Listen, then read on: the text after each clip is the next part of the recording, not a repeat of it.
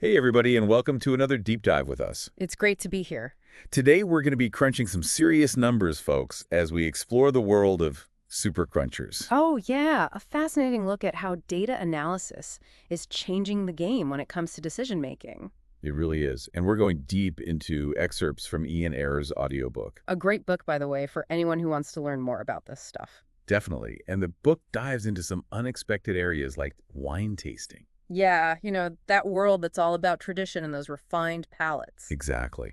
And Ayres introduces us to Orly Ashenfelter. An economist who decided to tackle wine quality not with his taste buds, but with data.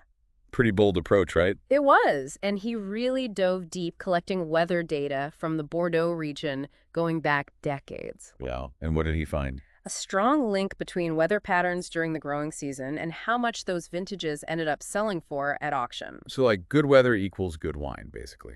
In a nutshell, yeah. And he even came up with a formula to predict future wine quality just based on weather variables. A formula for wine? That's crazy. I mean, what did the wine experts think about all this number crunching? Well, let's just say they weren't exactly thrilled.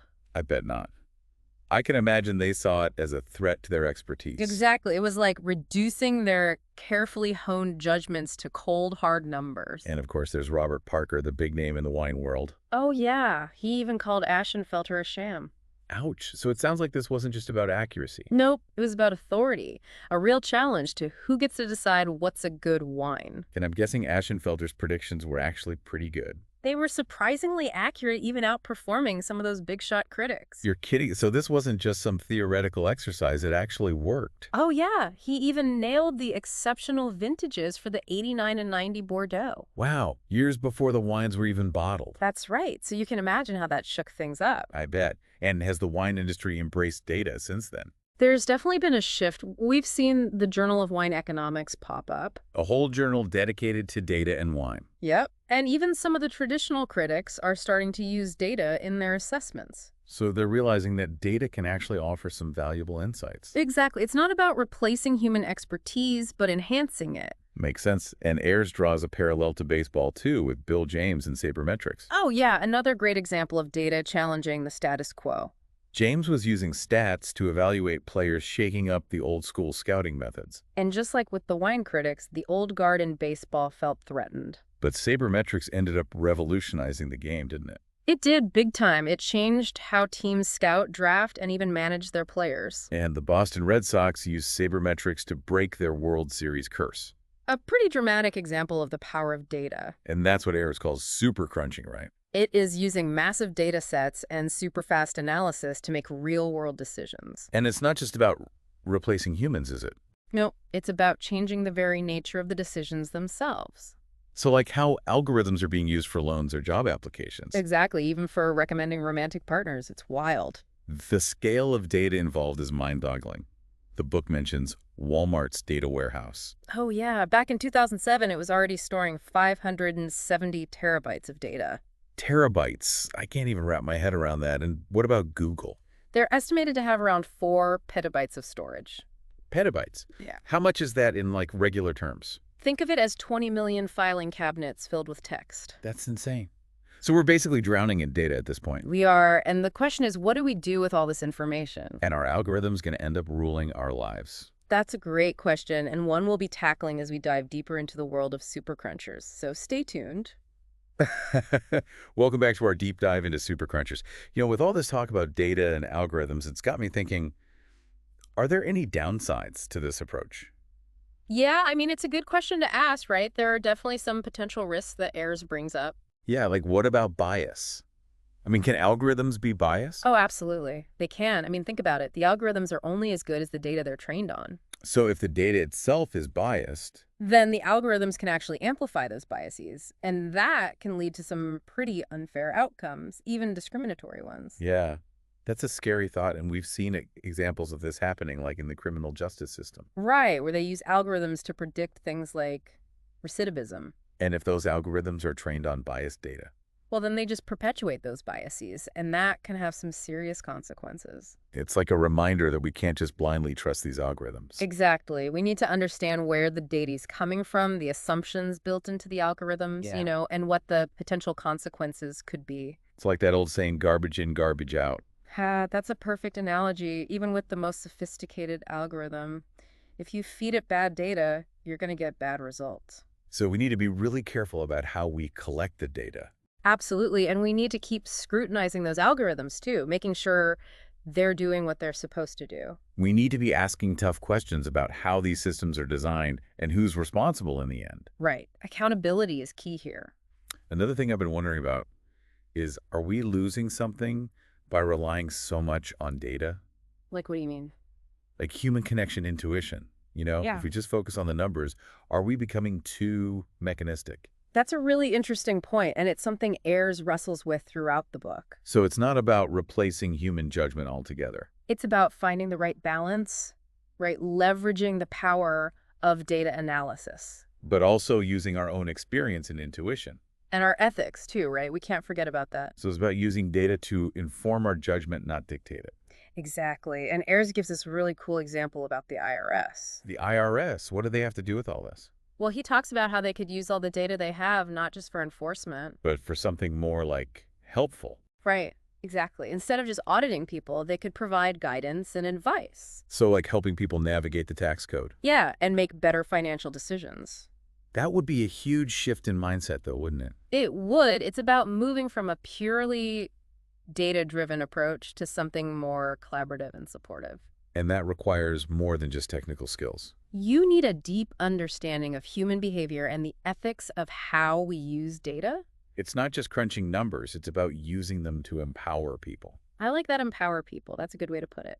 One thing that Ayres keeps emphasizing is that super crunchers aren't just changing how decisions are made, but the decisions themselves. And that raises a big question, right? Yeah, like who controls these algorithms? Yeah. Who gets to decide what data is collected, how it's analyzed, and what actions are taken based on the results? It's about power and accountability. And are we comfortable with a few corporations and government agencies having so much control over these powerful tools? Especially when they can have such a huge impact on our lives. Our finances, our jobs, even our relationships. It's a lot to think about. It can be unsettling for sure, especially as these algorithms keep getting more sophisticated. Yeah, no doubt. And I remember Ayres talks about this idea of a new kind of disclosure duty. Oh yeah, tell me about that. I'm curious. He argues that companies that collect tons of data about us should be required to educate us about ourselves. Wait, so they should have to tell us what they know about us? That's the idea, because a lot of times they know more about us than we know about ourselves. Wow, that's kind of crazy when you think about it. Imagine if Hertz had to share your driving data with you. That would be interesting. Or your insurance company. Right. What if they had to tell you how they calculate your risk profile? It would be really eye-opening, I bet. It would give us more transparency and control instead of being in the dark. It would definitely flip the script. And it would make companies more accountable for how they use our data. Are there any examples of super crunchers being used to help consumers instead of just exploit them? Oh, definitely. Ayres mentions Faircast. Faircast. What's that? It's a travel website that uses data to predict whether airline ticket prices are going to go up or down. So it helps you get a better deal on flights. Exactly. It's like having a secret weapon against those sneaky airline pricing algorithms. So instead of being at the mercy of those black box algorithms, You can use Faircast to make smarter decisions about when to buy your tickets. that's pretty cool. And are there other examples like that in other industries? Yeah, we're seeing similar things pop up in real estate with Zillow and even on eBay with Accenture's work on predicting auction prices. So there are some positive examples out there. There are, but it's been almost 20 years since Ayres wrote Super Crunchers. Things have changed a lot, haven't they? Oh, yeah. Data analysis is even more powerful and pervasive than it was back then. And we're generating more data than ever before. Think about all the data we create every day through our online activity, our phones, our cars. Even our appliances are collecting data now. It's crazy, and all that data is being used in ways we probably can't even imagine. From personalized ads to political campaigns to credit scoring to facial recognition. It's a brave new world out there. And those concerns we talked about earlier about bias, privacy, and control. They're even more important now because data analysis has become so powerful and it's everywhere. So what do we do about it? Well, we need to be aware of the potential benefits, but also the risks. And we need to advocate for policies that protect our rights and freedoms in this data-driven world. It's up to us to make sure that data is used ethically and responsibly. So super crunchers are here to stay. They are, and their influence is only going to grow. So we better figure out how to navigate this landscape. Exactly. And it's up to all of us to understand how data is being used and to demand that it's used for good. We need to be informed citizens and take control of our data. I agree. It's time to step up and make sure the data revolution leads to a better world for everyone. Speaking of navigating this landscape, why don't we take a look at some key takeaways from super crunchers and how they can help us as we move into this future where data is going to play such a big role. Okay, so we're back and ready to wrap up our deep dive into super crunchers. We've covered a lot of ground from baseball to wine to even the IRS. It's amazing how far-reaching data analysis has become, isn't it? It really is. So before we sign off, let's try to distill some key takeaways, something to help us make sense of this whole data-driven world we live in. Yeah, I think a big one is realizing that this isn't just about some new tech, it's a whole new way of thinking about decisions. Like challenging the old ways of relying on gut feelings and experience. Exactly. Those are being challenged by the sheer volume of data we have now and the algorithms that can analyze it all. I know we've talked about it before, but the scale of data collection is still mind-blowing to me. Terabytes, petabytes. It's like drinking from a fire hose. It's a lot to take in, but it's important to remember that all this data also holds incredible potential. So it's not all doom and gloom. Not at all. With the right tools and approach, we can uncover insights that would have been impossible to see before.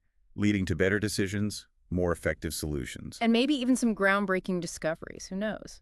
But we can't forget about the potential downsides either, right? Of course not. Data analysis isn't perfect, and we have to be cautious about things like bias in the algorithms. Yeah. And privacy violations. And who's really in control of all this data? Those are all valid concerns. We can't just blindly accept what the algorithms spit out. We need to question the assumptions they're based on. And think about the bigger implications, the ethical side of things. So it's about using data responsibly, not just for profit or efficiency. Right, it's about using it for good. Ayres talks about needing a new kind of literacy for this data-driven age. What do you think that means for regular people, those of us who aren't data scientists? Well, I think it starts with understanding that data is all around us. It's affecting us all the time. Whether we realize it or not? Right, and we need to be curious about how it's being used, how it can help us, but also how it can be used to manipulate us. So it's not just about learning to code or anything like that. It's about being more aware, asking questions, not just accepting things at face value. So becoming more informed citizens of this data landscape. Exactly, demanding transparency from companies and governments and holding them accountable for how they use our data. Ayres also talks about how we can use data to improve our own lives. Any practical tips there? One thing you can do is take a look at your own data trail. What kind of information are you leaving behind online on your phone through your shopping habits? So like becoming more aware of our digital footprints. Exactly. And once you have a better understanding of that, you can start making more conscious choices about what you share and with whom. It also makes me think about being a more critical consumer of information in general. That's so important. We're bombarded with data all day long, and so much of it's filtered through algorithms and personalized to our tastes. So how do we avoid getting stuck in echo chambers or believing fake news? It's tough, but developing those critical thinking skills is key. Question your assumptions, look for different perspectives, and be wary of anything that seems too good to be true. Or anything that just reinforces what you already believe. Exactly, because data can be used to understand the world, but it can also be used to distort reality. So it's about finding that balance, isn't it, between harnessing the power of data analysis, but also keeping our critical thinking skills sharp. It's not data versus intuition. It's about finding ways to use them together. To let them inform each other. I like that, inform each other. That's a good way to put it. As we wrap up this deep dive, I have to say, it feels like we're at a really crucial point in history.